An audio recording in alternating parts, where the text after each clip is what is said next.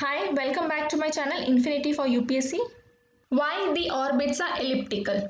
We had learnt that the planets revolve around the sun along a fixed path which is known as orbit. And what is the shape of these orbits? They are not perfectly circular, instead they have an elongated path, that is little bulge towards the center. What is the reason? The reason is very simple. It is the inertia of the planets. What is the meaning of inertia? Inertia means, according to the Newton's third law of motion, every body continues to be in its state of rest or of uniform motion unless and until it is acted upon by some external force. So what is that external force here?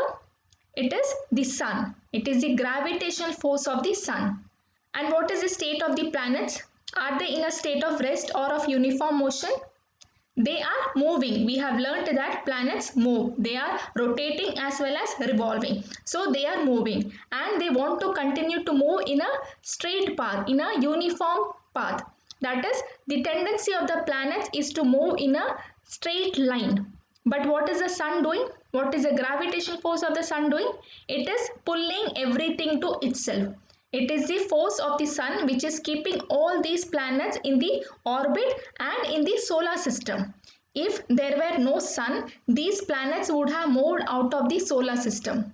But that is not happening because sun is keeping everything together. It is holding everything to itself. It is trying to bound everything to itself.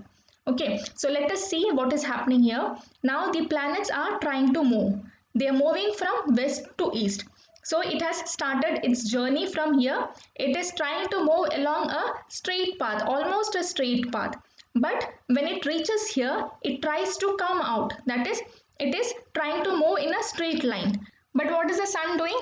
Sun is pulling it to itself. So this molecule or this planet which was here and which wanted to move out of this orbit, that had been pulled by the sun and that had to take a curve now.